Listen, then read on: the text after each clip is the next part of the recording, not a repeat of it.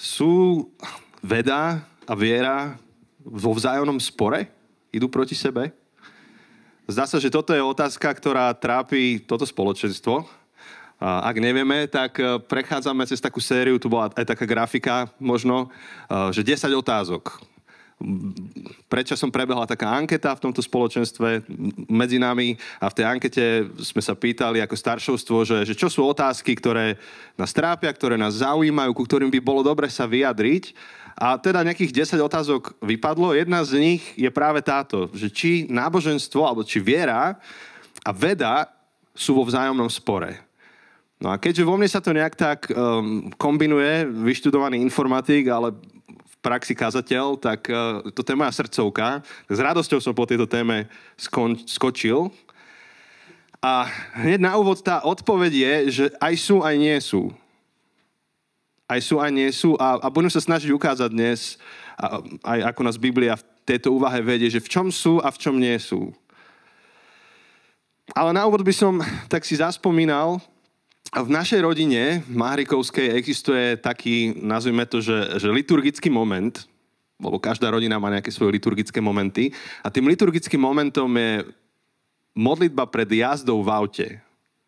Nie v meste, ale ako náhle sa ide mimo mesto, ako náhle sa cestuje trošku dlhšie, tak od malička sme to tak mali, že sadne sa do auta, šofér sa pomodlí, keď zabudne, iní mu to pripomenú, treba sa pomodliť pred jazdou.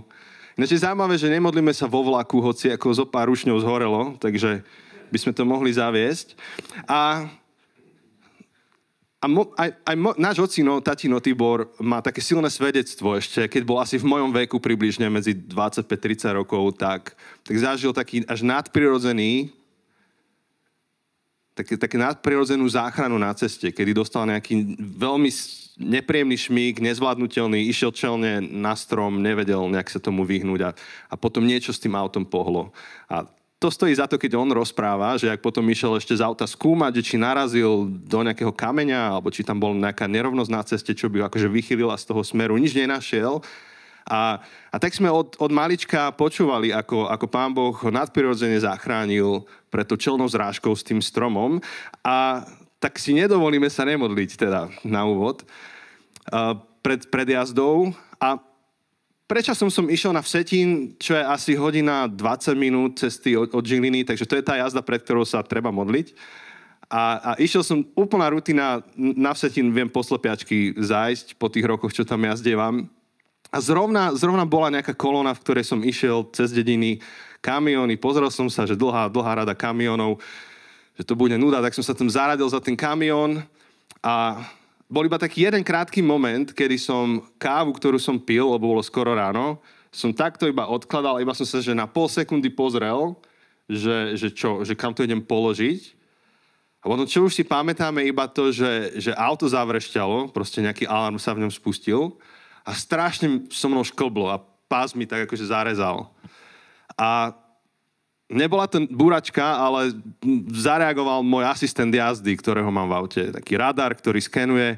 Z nejakého dôvodu všetky tie kamióny zastali veľmi rýchlo, veľmi prudko, nečakane, na ceste, kde by som to nepredpokladal. A v tej chvíli ma tá technika v tom aute zachránila. A mne to tak krásne ilustruje tú otázku, že tak kto ma chráni pri ceste? Je to Boh? Alebo sú to nemeckí inžinieri? A teraz, keby sme sa o tom začali rozprávať, tak ja verím, že vznikne krásna debata, krásna nuanca, ako si Boh používa ľudí a tak ďalej. To nie je pointa. Ten príbeh skôr má ukázať to, že my žijeme v tom napätí, že sú oblasti života, kde reálne rátame s našou vierou, rátame s Božou rukou. Potom sú oblasti života, kde nás ani nám to už nepríde zvláštne, že ako veda a to ľudské inžinierské myslenie nás chráni, nás zachraňuje. Takže opäť, sú v spore? Áno aj nie. Dotknem sa oboch. Takže tá základná výčitka voči kresťanom je táto. Sformuloval ju Richard Dawkins, jeden z takých popredných militantných ateistov. On povedal, že jeden zo skutočne zlých dopadov náboženstva je ten, že nás učí, že je cnostné uspokojiť sa s neporozumením. Nech to trošku vsiakne do nás. To je tá výčitka, ktorú by niekto mohol mať na vieru, že vlastne keď veríš, ty si úplne v pohode s tým, že nerozumieš. Niekto možno, že to zažíval alebo počúval v detstve, že prestaň myslieť a začni veriť. A na to naráža Richard Dawkins, že môže sa také niečo stať medzi kresťanmi a veriacimi, že vďaka viere alebo pre vieru sa uspokojíme s tým, že veciam nerozumieme, alebo ich ani nechceme niekam posunúť, lebo však stačí iba veriť a nepotrebujeme sa zaoberať myslením. To však je karikatúra kresťanskej viery. Pretože tá základná premisa kresťanstva je tá, že, alebo by mala byť, že ak Boh stvoril svet, ak Boh stvoril svet, ktorý potom nechal a prestal na ňom ďalej pracovať, nechal ho bežať, tak potom čo iné očakávame ako dobre fungujúci mechanizmus, ktorý má svoje pravidlá a nejakým spôsobom funguje.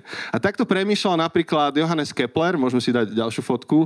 O ňom sme sa učili v škole, dokonca o ňom spieva Jaromír Nohavica, o Keplerovi, ktorý rozepsal nebeské zákony. Už neviem presne, ktorá je to pieseň. A on popísal pohyb nebeských telies a Kepler, neviem, či viete, ale chcel byť luteránskym farárom. A on to nejak tak veril, že ak Boh je Bohom, ktorý je stvoriteľ, ktorý je v poriadku, akože že stvoril veci v poriadku, tak povedal, že Boží plán vesmíru musí byť estetický, pravidelný a logický.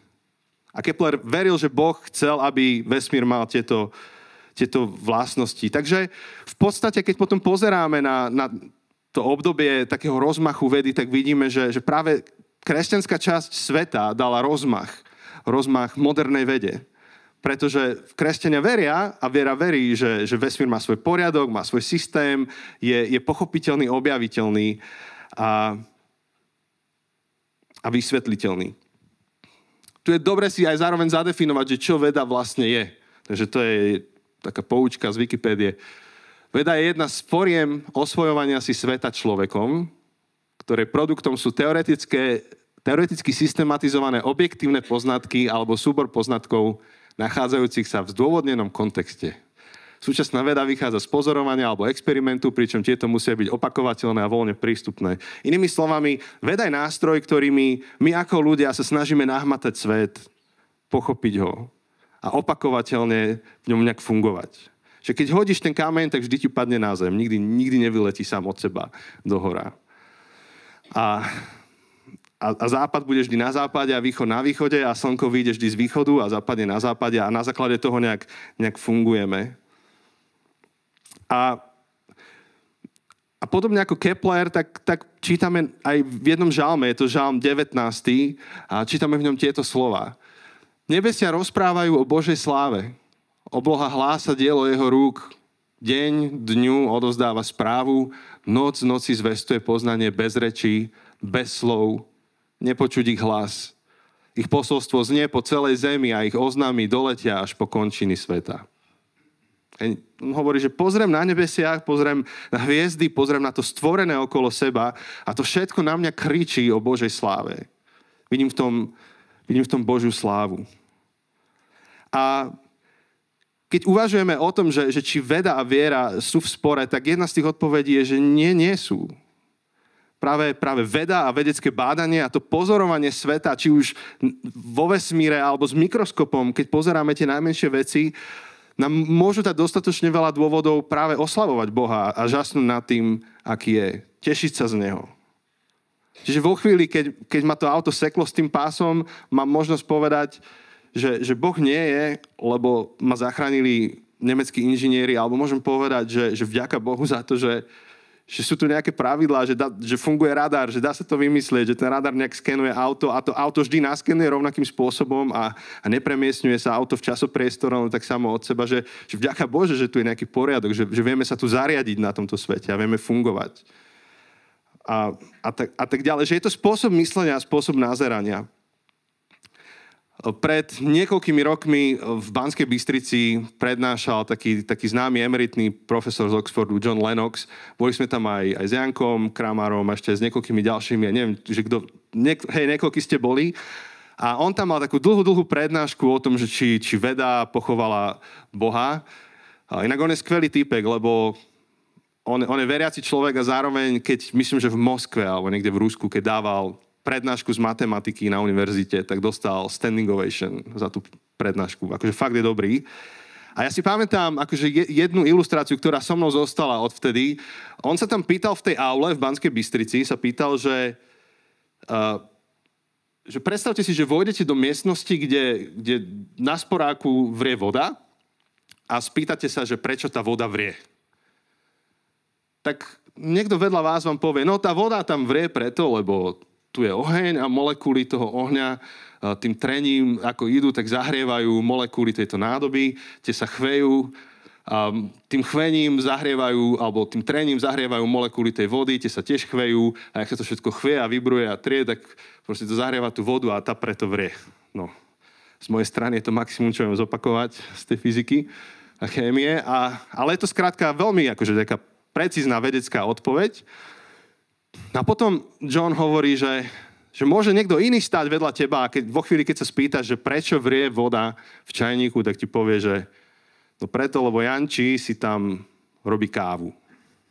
A v tej chvíli sa tá aula tak spontánne zasmiala, a John hovorí, že moment, že vy sa smejete preto, lebo vám práve došiel ten falošný spor, ktorý je medzi týmito dvoma tábormi. Ten vedecký a otázka viery. Jeden pohľad na svet je, že prečo ako veci fungujú. Ako viem vysvetliť, že zapnem sporák a potom o 5 minút ide para. To je jeden pohľad na svet, ale druhý je, že prečo vôbec tam tá voda je. A on tam začal vysvetľovať, že veda a viera, keď každá zaujme to správne miesto, ktoré má zaujať a riešite správne otázky, ktoré má riešiť, tak riešia dva rôzne pohľady na svet. Jedno hovorí o príbehu, odkiaľ ideme, kam ideme, prečo tam ideme, čo nás tam čaká. A to druhé hovorí, že hej, ako toto funguje. A keď hodím kameň takou rýchlosťou, tak kam doletí. Čiže ten taký spor, čo kedysi možno, že bol aj populárny ešte za iného režimu, že náboženstvo, to je taká metla ľudstva, je to taká barlička pre ľudí, tak je prekonaný. Tu máme profesora na Oxforde matematiky, ktorý je hlboko veriaci človek a hovorí, že preňho veda rieši iné otázky ako viera. Jedno nenahrádza druhé. Takže veda hovorí, ako veci fungujú a viera, prečo fungujú a za akým účelom a čo na to. Veda nemá problém s vierou, ona sa k nej nevyjadruje. Nevie sa vyjadriť k metafyzike, nevie sa vyjadriť k neexistencii Boha. Veda objavuje, meria a popisuje chod vesmíru. A naopak viera nemá problém s vedou. Veda jej neodporuje. Viera vedu berie vždy v úvahu. Veda je nástroj, ktorým skúmame dielo nášho stvoriteľa. A dokonca vedecký prístup nám pomáha lepšie chápať našu vieru. Čím lepšie rozumieme vede, tým lepšie rozumieme aj našej viere. Takže napríklad je takýto jeden text biblický, Izaiáš 55:12, kde je takáto myšlienka alebo tvrdenie. Preto vyjdete s radosťou a v pokoji vás vyvedú. Vrchy a kopce budú pred vami s radosťou plesať a všetky polné stromy budú tlieskať rukami. Je to použitím logiky, filozofických nástrojov, vedeckého prístupu, vďaka čomu dojdeme k záveru, že nepôjdeme hľadať tlieskajúce stromy na lúku, ale zamyslíme sa nad tým, že o akom obraze Izaiáš hovorí v tej chvíli. Ani nám to nenapadne, automaticky si povieme, že aha, to je pekná metafora, ale ten rýchly proces od čítania toho textu k záveru, že to je metafora, prechádza niekoľkými etapami nášho myslenia, ktoré sú vedecké, ktoré sú racionálne. Čiže v tejto prvej časti, čo sa týka toho sporu, tak ako veriaci sme jednoznačne za vedu. A dalo by sa ešte ostať a hovoriť ďalšie 2 hodiny o tom, ako krásne to do seba zapadá, ako veda a rôzne biblické tvrdenia pekne so sebou korešpondujú. Ale ja by som to rád posunul o krok ďalej do toho momentu, kde zažívame istý konflikt s vedou. A ten je úplne podstatný. To je úplne jadro toho myslenia. A to vo chvíli, kedy veda prekračuje svoj rámec a stáva sa nám svetonázorom. Ja to za chvíľku vysvetlím, že čo tým myslím. Ale je dôležité vedieť, že mnohé tie spory, kedy sa zdá, že veda útočí na vieru, tak keď čítame tú literatúru, keď počúvame tie prednášky, keď ideme cez tie úvahy, to nie sú vedecké úvahy. To sú častokrát metafyzické, filozofické úvahy, kde sa zoberú vedecké pozorovania, ale osadia sa do svetonázoru, do nejakého pohľadu na svet. A ja to vysvetlím, lebo to môže znieť strašne komplikované, skúsim to urobiť veľmi jednoduché. A urobím taký trošku krok späť. Ja by som z trošku nadsázky, samozrejme, vždy, keď sa robí nadsázka, je to zjednodušenie, ale z trošku nadsázky by som preformuloval tú myšlienku. Veda Boha nevyvracia, veda ho nahrádza. Ak je nejaký problém, tak nie je v tom, že by ho vyvrátila, ale v tom, že sa ho snaží nahradiť. A to dokonca ani nemôže veda urobiť. Hej? Takže naozaj to je veľmi akože s nadsázkou, ale o čom hovorím? Aplikovanie vedy funguje. Hej, keď ťa bolí hlava, dáš si pilulku, prestane ťa hlava bolieť. A existujú rôzne veci, ktoré historicky sme vždy od Boha očakávali. Hej, keď čítame aj atribúty Boha v Biblii, tak čítame, že je radca, že je liečiteľ, že je ochranca. Môžeme si doplniť. A problém je v tom, že všetky tie veci vieme nahradiť nejakým vedeckým objavom. Hej, takže už nie len Boh je liečiteľ, ale aj veda úspešne lieči. Nám, keď sa narodila Kika, tí, ktorí poznáte náš príbeh, tak okrem toho, že sme sa modlili, a mnohí ste sa modlili, tak sme ju dali na tú najlepšiu chirurgiu detskú, aby ju dali dokopy. A vďaka Bohu za to, že ju dali dokopy. Asi by sme si ju doma nevedeli vyliečiť. Takže veda lieči. Boh je náš rádca, ale zároveň máme rôzne vedecké dáta, štatistiky, výskumy, na základe ktorých fungujeme v živote. Keď robíte podnikanie napríklad, tak sa neriadíte len pocitom, ale častokrát pracujete s analýzami, datami. Keď pracujete v nejakom korporáte, kde je nejaký systém, tak nepracujete len s pocitom nejakým svojím a že dám si Bibliu na stôl, prečítam si ju, pomodlím sa a ten kód sa sám napíše. Mnohé tie veci musíme analyzovať. Máme nielen radcu, ku ktorému sa modlíme, máme chat GPT, s ktorým sa porozprávame, keď treba. A takisto ochrana. Modlíme sa o ochranu. Ja sa modlím o ochranu nielen svoju, ale aj mojich blízkych ľudí okolo mňa, ale zároveň mám ten front assist v aute, ktorý zastavil, keď bolo treba zastať. Vo chvíli, kedy ma prekvapila kolízia na mieste, kde za 10 rokov nikdy kolízia nebola, čo tam jazdím. A postupne, ako sa ľudstvo pustilo do vedy a bádania a skúmania, tak v istej chvíli sa zrodil naturalizmus, a tam už ideme k tomu kľúčovému slovu, naturalizmus, ktorý hovorí, že my vlastne Boha vôbec nepotrebujeme. Naturalizmus je presvedčenie, ktoré hmotu vidí ako zdroj všetkého. Všetko sa dá vysvetliť fyzikou a biológiou. Jeden z naturalistov, môžeme dať jeho citát, Julian Huxley povedal, že tu sa mi to leskne, neexistuje nadprirodzená sféra, všetky fenomény sú súčasťou jedného evolučného procesu. To je presvedčenie naturalizmu, že neexistuje nič také ako vypočutá modlitba, neexistuje nič také ako zázrak, neexistuje nič nadprirodzené, všetko sa dá vysvetliť evolučne. Takže z čisto naturalistického hľadiska nemôžeš veriť vo vtelenie Kristovo, v letnice, vzkriesenie. Celá Veľká noc je absolútne absurdná. O 2 týždne naturalisti, ak budú oslavovať Veľkú noc, tak len pre, jak sa to povie, folklórnu hodnotu Veľkej noci. A to jadro sporu, keď hovoríme veda versus viera, nie je v tom, že či kresťania môžu byť vedci. Môžu a aj sú a mnoho držiteľov Nobelových cien za vedu sú náboženskí ľudia. Jadro toho sporu je iné. Či si naturalista? Aha, OK. Môžeš to dať ešte späť? Tam som preskočil jeden citát. To je tiež zaujímavý. Dovolte mi, aby som vám to objasnil. Ak veríte v duchov a metafyzický svet, vaša biológia vytvorí ilúziu, že tieto veci sú skutočné. Čiže to je iný autor, ktorý hovorí, že ak aj zažívaš niečo, čo máš pocit, že je nadprirodzené, to len tvoje telo si generuje tie predstavy, ale v skutočnosti to nadprirodzené nie je. No a teda to jadro toho sporu je to, že či si naturalista alebo supernaturalista. Že či svet je čisto naturalistický, alebo či svet je supernaturalistický. Čiže do slovenčiny naturalista je že prirodzené alebo nadprirodzené. Čiže nie je otázka, či veda a viera si odporujú, ale otázka je, že či veda je jediný dostatočný aparát na vysvetlenie a chápanie života. Že či v živote riadiš iba tým, čo sa dá zmerať, ochutnať, dotknúť sa toho, alebo je život to a ešte niečo navyše. To je jadro toho sporu. Vo chvíli, kedy zoberieme vedecké dáta a ideme ich interpretovať, či ich interpretuješ aj s pripustením možností, že Božia ruka sa toho dotkla.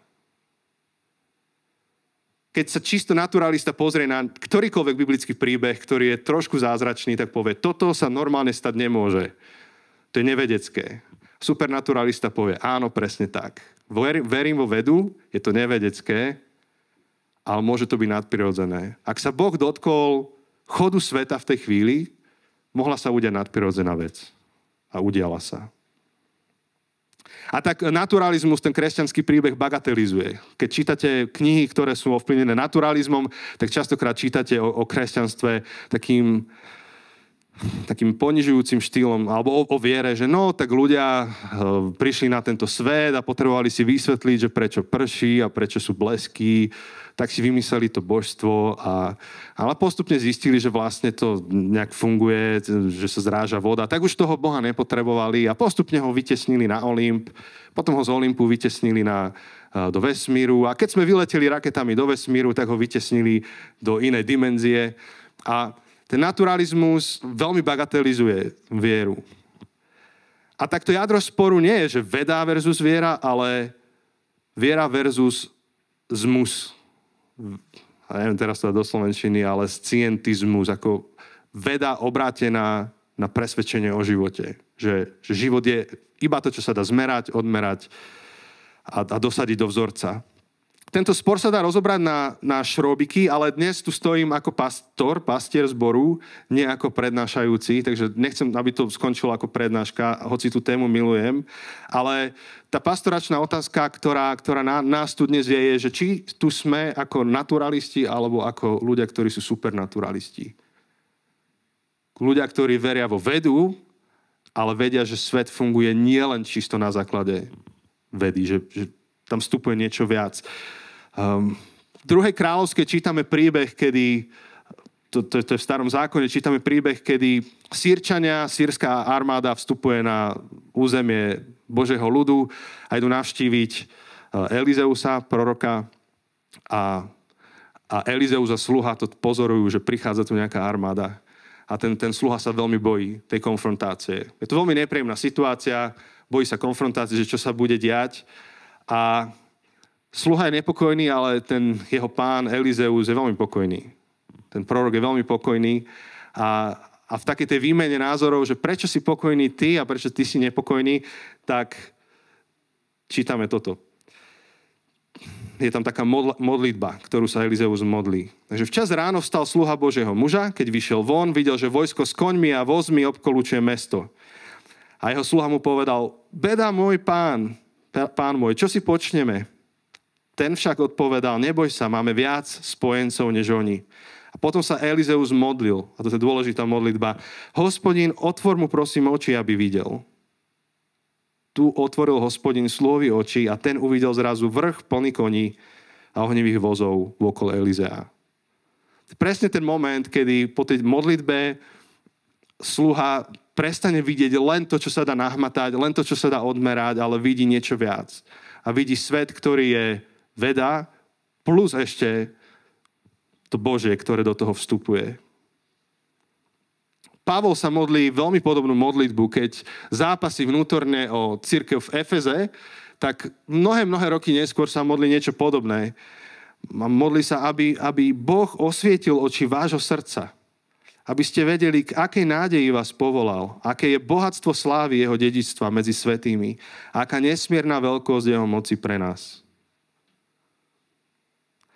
Pavol si je vedomý toho, že sú veci, ktoré nevidíme, ktoré sa nedajú nahmatať, ktoré sa nedajú ochutnať, ktoré sa nedajú popísať, ktoré sa dajú iba vidieť duchovnými očami.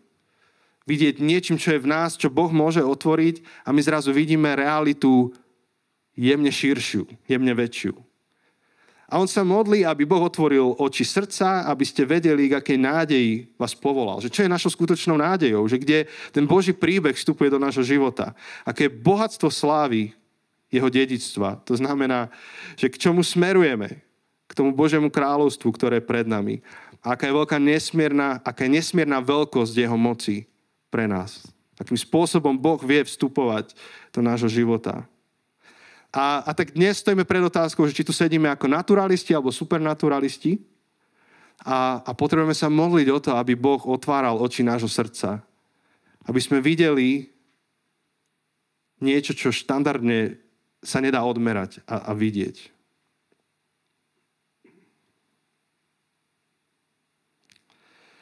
A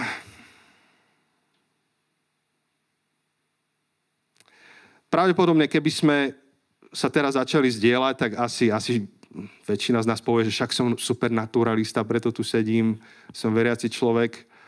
Ja to posuniem ešte malý kúsok ďalej, trošku to potlačím, tú úvahu. A to je to, že hoci ústami hovoríme, že sme naturalisti, náš problém niekedy je, a to je pastoračná vec, že my funkčne žijeme ako naturalisti. Čiže ústami povieme, že som supernaturalista, verím v Boha, ale funkčne, každodenne niekedy sa nám stane, že žijeme ako naturalisti. Žijeme, ako by Boh neexistoval. Napísal som si nejaké veci, ja som si sadol a začal som písať, čo mi napadá, tak postupne to prečítam. Napríklad nevidíme zmysel v modlitbe. Už z akéhokoľvek dôvodu, ale pokiaľ sa prestaneme modliť, nevidíme zmysel v modlitbe, sme krok k tomu, aby sme boli funkční naturalisti. Alebo ak hodnotíme život iba ekonomicky. A všetky rozhodnutia v živote robíme len na základe toho, čo ekonomicky dáva zmysel. Tak sme funkčnými, alebo sme v riziku, že budeme funkčnými naturalistami. Alebo ak nám nedá spať naša prestíž. Ak žijeme pre našu prestíž a nevieme kvôli tomu spať, že niekto je prestížnejší, niekto menej, niekto viac postupil v kariére, niekto menej, tak sme v riziku, že budeme žiť ako funkční naturalisti. Toto je moje obľúbené, lebo je to veľmi aktuálne. Ak nevidíme dôvod žiť na Slovensku len preto, že voľby nevyhrala naša preferovaná strana. Alebo nevieme si to predstaviť žiť len preto, že životný štandard Slovenska nedosahuje úroveň Nemecka. Tak žijeme ako funkční naturalisti. Pretože si nekladieme otázku za otázkou.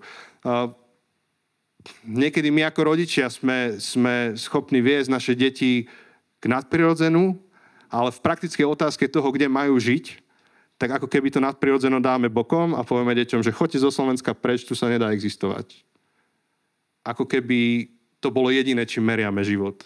Ako keby tam nemohla byť otázka za otázkou. Napríklad, žij tam, kde vnímaš, že Boh ťa chce mať na tomto svete. To je úplne iný typ, úplne iný druh myslenia. Ďalší zo spôsobov, kedy si v riziku, že budeš funkčný naturalista, je, keď sa neusiluješ o cnostný a charakterný život vo chvíľach, keď ťa nikto nevidí. Pretože neveríš v Božie požehnanie. Nemáš problém s poloilegálnymi skrátkami v živote. Že pokiaľ na to nikto nepríde, pokiaľ to nikto nevidí, urobím to. Alebo neexistuje v tvojom živote nič posvetné. Neexistuje moment, ktorého sa nechytáš, nesnažíš sa to bagatelizovať, obísť. Je to tam, pretože to tam Boh dal, alebo niekto. Ďalšie, to je také pre nás rodičov, úzkostlivo beháš okolo svojich detí, pretože v hĺbke srdca neveríš Bože požehnanie a ochranu. Potrebuješ súťažiť s inými rodičmi na ihrisku. O to, že kto dá deťom viac a kto im lepšie zabezpečí život. A keď dojde na lámanie, že kde v lete pôjdu, tak futbalové tábory vždy vyhrajú nad zborovými. Alebo iné tábory. Pretože to je to, čo sa dá nahmatať, čo má merateľný výsledok, čo smeruje k niečomu. To duchovné, Dobre, peniaze, ktoré vrážaš do svojej bezpečnosti, nemajú strop. Alebo pomsta, že nedokážeš spať, pokiaľ nezobereš spravodlivosť do svojich vlastných rúk. Alebo neochota riskovať v živote. Ísť mimo vykalkulovaný životný nejaký balans. Zobrať nejaké riziko, kde jediná moja nádej, že to dám, je presvedčenie, že Boh mi dá silu zvládnuť to, čo ma čaká. A dalo by sa pokračovať. Toto je takých 10 vecí, čo mi napadlo. Verím, že by ste to doplnili. Prosím, berte to všetko iba ako podklad pre mysel. Samozrejme, že všetko, čo poviem, na to je protiargument, ale ak stojíme pred otázkou, že nám hrozí, že sme funkční naturalisti, že môžeme sa stať funkčnými naturalistami, tak potrebujeme skúmať naše srdce a potrebujeme skúmať naše motívy a to, ako v živote prežívame. Nepotrebujeme nikoho iného presviečať o tom, ako žijeme. My si to musíme sami za seba vysporiadať vo chvíli, keď si líhame spať. A tak na záver mám niekoľko takých praktických otázok, také 3, ktorými môžeš premýšľať. Rád by som bol, keby táto téma sa skôr pretavila do nejaké reflexie, ktorú môžeme cez týždeň sa k nej vrátiť. Takže prvá otázka, na ktorú môžeš premýšľať, je táto, že či je pre teba duchovná realita problém? V čom a aký to má na teba dopad? Druhá otázka je táto. Kedy naposledy si premýšľala o večnosti a Kristovom príchode? Veľa premýšľame nad tým, že ako sa zabezpečí na dôchodok a my myslíme tak, že 60 rokov dopredu, 80 rokov dopredu, ale prvá cirkev žila s výhľadom ďaleko doprečie. Zvolanie, také veľmi časté v prvej cirkvi, bolo Maranata. Páne, príď. To bola vízia, s ktorou žili. Nie vízia globálnej ekonomiky, hoci kto vie, čo nás postretne na ceste, ale tá ultimátna vízia bola vízia, ktorá ide ďaleko za to, čo ešte Elon Musk dokonca hovorí, že mali by sme obsadiť iné planéty. Ďaleko za tým. To je moment, kedy Boh príde späť na tento svet. A Ježiš príde druhýkrát. Tretia otázka je, že ktoré disciplíny ti pomáhajú vidieť Boha ako stvoriteľa? Ktoré disciplíny ti pomáhajú vidieť Boha ako toho, ktorý sa môže dotýkať prirodzeného a tvoriť nadprirodzené? Pre každého je to niečo iné a je dôležité vedieť, čo to je a treba sa na to napojiť a čerpať z toho. Pre mňa napríklad veľmi dôležitá disciplína je disciplína ticha, kedy idem napríklad na hodinu do prírody a môžem čerpať z toho, čo tam nejakým spôsobom sa ma Boh dotkne. A nemám vôbec na to čas každý deň, ani každý týždeň, ani každý druhý týždeň. Taká tá hodina pre mňa je občas, ale viem, že keď takú hodinu si dám, tak 3 mesiace z toho čerpám v pohode. Zoberiem si Bibliu, idem na hodinu do ticha a presne vám viem povedať, že čo to bolo, keď som v decembri naposledy takto išiel, sa prechádza na hodinu sám do ticha s Bibliou a že čo som si odtiaľ odniesol, aký typ úžasu a akým spôsobom sa mi Boh pripomenul ako ten, čo nadprirodzene koná v mojom živote. Je to moment, ktorý by som nezažil, pokiaľ by som ja nevyskočil z toho neustáleho kolotoča a hluku, ktorý zažívam, lebo žijeme v spoločnosti, ktorá je akože super rýchla. Takže napríklad pre mňa je to toto. Určite druhý taký ďalší moment, niekto by povedal, že sú tieto nedeľné stretnutia, keď prídeme a sme povzbudení stretnutím Božieho ľudu, keď sa teta Jana modlí, rôzne takéto chvíle. Doplň si, ale je to zásadná otázka, že ktoré disciplíny ti v tom pomáhajú a posilňujú ich. Takže ako by sa zmenil tvoj život, keby tvoja viera bola supernaturálna, nadprirodzená? Čo by to spravilo s našim strachom, s našou nádejou, s tým, ako trávime čas, čím sa zaoberáme, k čomu smerujeme? A dokonca svet okolo nás, Žilina, naši susedia, naša rodina, naši priatelia, to, čo naozaj potrebujú, nie sú ľudia, ktorí pritakávajú na každý ich názor, ale potrebujú okolo seba ľudí, ktorí sú radikálni supernaturalisti. Ktorí radikálne veria vo vedu, ale radikálne veria, že je tu Boh, ktorý stále tvorí a môže tvoriť nové veci v tom, ako tento svet beží. Pretože len vtedy vieme priniesť Slovensku pokoj, ktorý prevyšuje každý rozum, nielen ten billboardový, ktorý všade vidíme, ale pokoj, ktorý prevyšuje každý rozum, nádej, ktorá prekonáva aj tú najväčšiu beznádej. A napokon je to otázka aj na život cirkvi, že ako chceme ako cirkev žiť. A tam sa dá veľa o tom hovoriť. Mám také 2 veci, ktoré tak prežívam, že treba posilniť. A jedno je obnovovať náš údiv. Že strácame údiv nad Božími vecami. Veľa vecí nám sú samozrejme, častokrát sa môže stať aj ten cirkevný život taký rutinný, že jasne, tak prídeme v nedeľu, sadneme si, odkrútime si, už treba, Janči, už hovoríš dlho, vrie mi polievka doma. Tak taká rutina, ale to, čo potrebujeme znova objaviť, je údiv.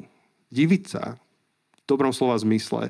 Pripomínať si veľké Božie veci a nánovo sa otvárať, nechať sa osloviť tým, čo Boh koná. A niekedy to sa nemusíme ani pokúsiť vysvetliť. Opäť, my žijeme v spoločnosti, kedy radi máme všetko vysvetlené, všetko chápeme, ale niektoré veci sa vysvetliť nedajú. Niekedy treba len žasnúť. Takže údiv a druhé je modlitba. Modliť sa. Ja som bol veľmi povzbudený teraz v nedeľu, v pondelok som bol pozrieť dole v pivnici podzemné modlitby cirkevné, ktoré bývajú v pondelok o 5. vždy. Tak? A bol som povzbudený tým, že za čo všetko sa modlíme ako spoločenstvo v pondelok ráno a koľko z tých vecí Pán Boh pomaly začína vypočúvať. Tam zaznelo, že za toto sme sa modlili a pozrite sa, čo sa udialo. A to je niečo, čo potrebujeme posilniť. Byť cirkvou, ktorá sa modlí. A nie len preto, lebo teraz sa budem modliť, lebo skončila kázeň a potom sa budem modliť, lebo som si sadol do auta a potom sa budem modliť, lebo ide obed a pred obedom sa tu patrí. Ale preto, lebo veríme v to, že svet je to všetko vedecké a plus to, čo ešte sa Božia ruka tohto sveta dotýka. A očakávame na to.